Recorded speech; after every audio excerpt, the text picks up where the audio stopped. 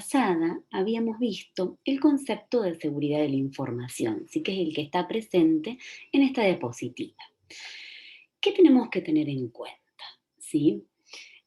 Los objetivos que persigue seguridad de la información en cuanto a confidencialidad, disponibilidad, ¿sí? E integridad de la información. Teniendo en cuenta que implantar seguridad es un gran esfuerzo, pero es abordable, ¿sí? Con una dedicación, se podría decir que adecuada, se puede montar un sistema de gestión de seguridad informática, ya lo vamos a ver cuando veamos normativas ISO, que sea correcto y obtener importantes mejoras en la materia de seguridad, ¿sí? La seguridad, como dijimos la clase pasada, introductoria, al 100% no existe, ¿sí? Pero también es cierto que la norma, por ejemplo, ISO de la línea 27000, la 27001, específicamente establece una metodología y una serie de medidas que al menos nos permite mejorar de forma continua y, por tanto, aumentar el porcentaje de seguridad de cualquier empresa.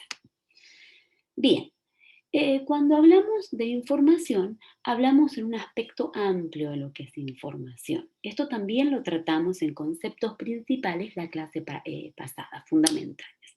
Dijimos que información tenía que ver con documentos, con informes, con archivos, con comunicaciones, en un sentido amplio. Vimos comunicación con sistemas, con datos personales, claves, es decir, cualquier dato relevante.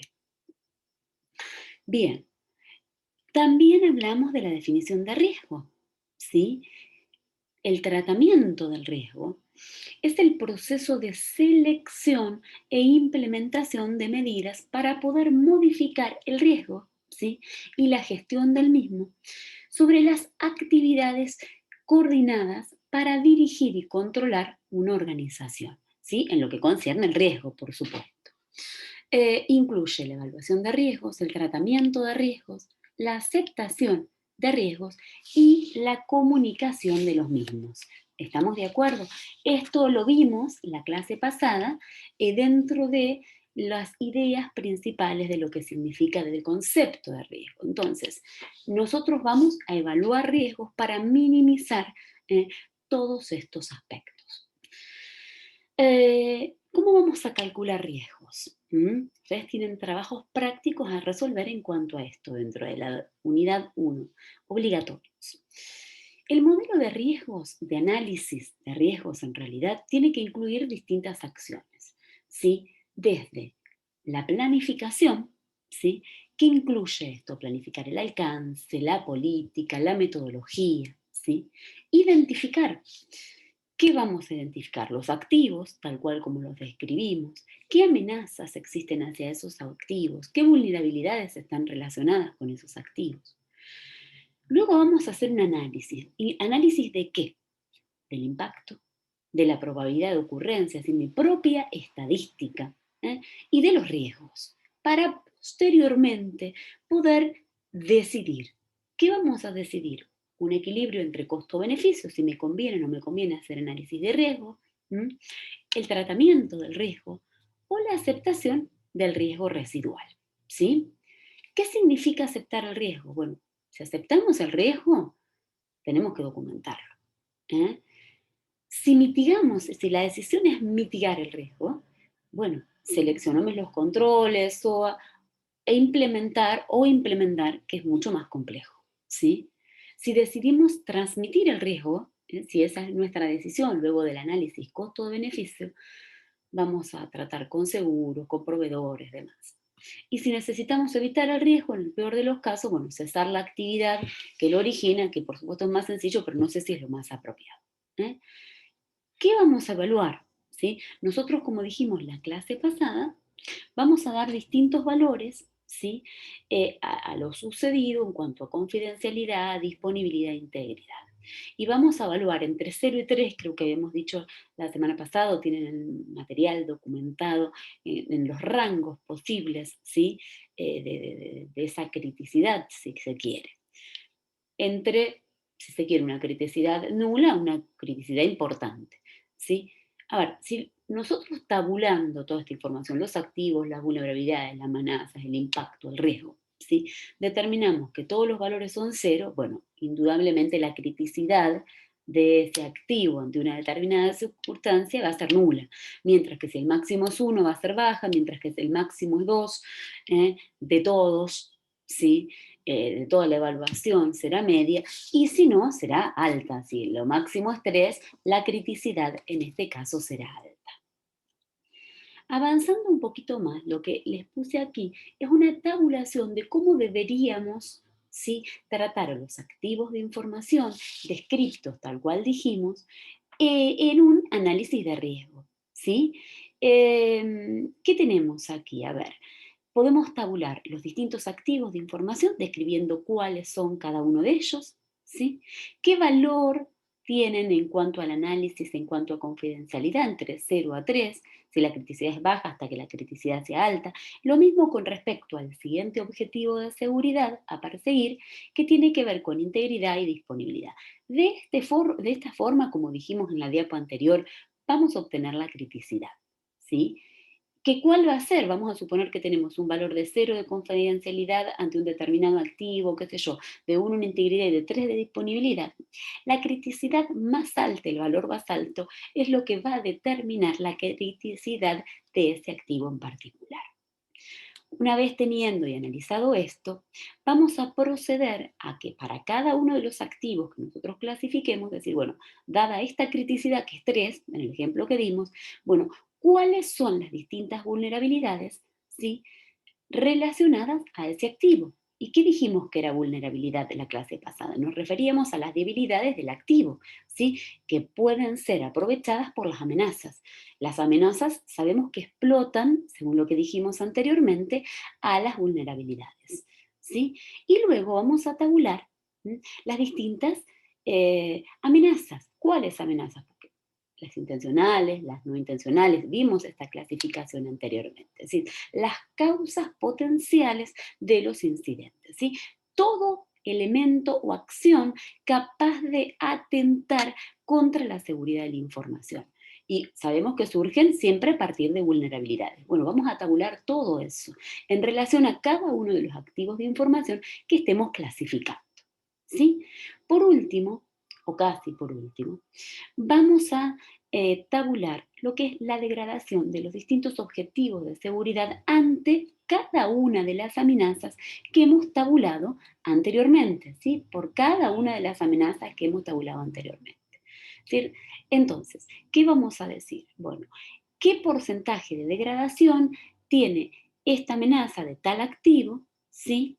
¿En qué porcentaje? Ese porcentaje puede ir de 0 a 100. Tal vez una determinada amenaza puede tener un 0% de degradación para confidencialidad, un 50% para integridad y un 100% para disponibilidad. Depende del tipo de amenaza que sea, sobre qué activo sea. Ese análisis es muy personal y tiene que ver muy con lo que estoy analizando en particular y en qué contexto lo estoy haciendo. ¿Sí? De esta forma voy a determinar el impacto total, que no es ni más ni menos que el porcentaje mayor, vamos a suponer, habíamos dicho un 100% en nuestro ejemplo hipotético en disponibilidad, por el impacto mayor, ¿sí? Por el impacto mayor. ¿Eh? Bien, una vez luego de tabular todo esto, ¿sí? Una vez tabulando todo esto, vamos a proceder a tabular por última vez, ¿sí?, dados los activos, cada uno de los activos, tengamos en cuenta que esto es una lista larga de activos que yo estoy clasificando, que yo considero que debo clasificar, ¿sí?, con sus amenazas, con todas sus amenazas, y luego vamos a determinar qué frecuencia tienen esas amenazas para ese activo en ese contexto. ¿Sí? Se anualiza, es decir, la cantidad de veces que ocurre esa amenaza. ¿Qué sé yo? 2 veces ocurre la amenaza A para el activo A. ¿Sí? De ahí vamos a tabular el impacto total proveniente del análisis anterior, el obtenido, ¿sí?, anteriormente, y por último sacar el riesgo, que no es ni más ni menos que la frecuencia por el impacto total. De esta forma determinamos el riesgo de cada uno de los activos, ¿sí?, que nosotros consideramos importantes para ser analizados en nuestra organización, ¿sí? Ahora, Esto si tenemos distintos activos, activo A, activo B, activo C, con las distintas amenazas y vulnerabilidades, etcétera. Ahora fíjense lo que les pongo aquí para que nosotros analicemos. ¿Qué pasa si existe dependencia de activos? Es decir, datos activos que dependen de activos. ¿Eh? Dado dos activos, por ejemplo, les puse en esta diapo de información, vamos a llamarlos A y B, el activo A depende de B. También podría ser que el B dependa de A y podría ser que fuesen más activos. Esto es a modo de ejemplo, ¿sí?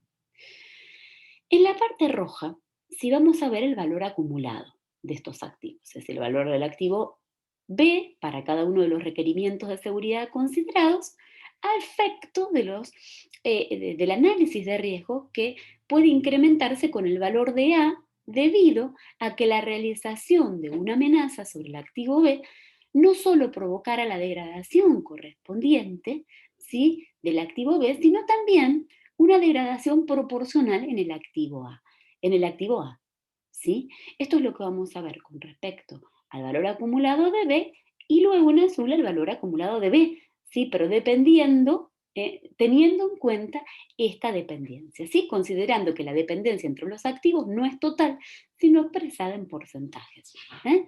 De esta forma vamos a poder determinar el valor acumulado de B. ¿Mm? Ahora, ¿qué sucede?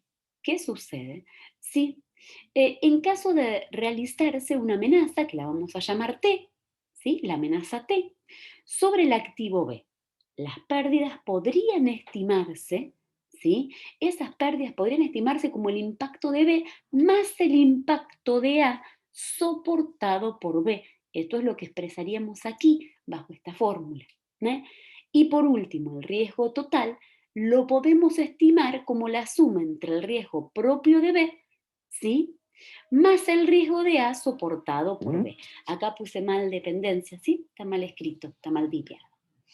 Bien, entonces de esta forma podemos matemáticamente, cuantitativamente, determinar el riesgo de activos cuando uno depende de otro y no sin dependencia como lo veníamos tabulando anteriormente. Si avanzamos un poquito más, ¿m? Vamos a eh, poder determinar, ¿qué les pusimos acá? Se puede determinar la expectativa de pérdida individual, que es lo que vamos a llamar SLE, o bien la expectativa de pérdida anualizada. Si ALE permite modelar el impacto que los riesgos de seguridad pueden tener sobre los activos de la organización, ¿sí? Y la valoración cuantitativa, a lo que nos referimos a la valoración cuantitativa, pues puede ser cualitativa o cuantitativa.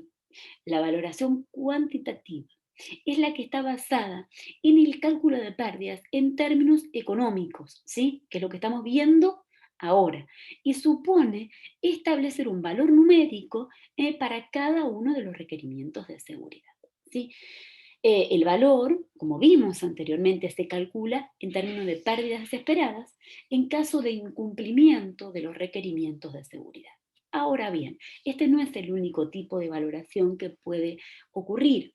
A ver, podemos realizar también una valoración cualitativa, como ven acá en la diapo.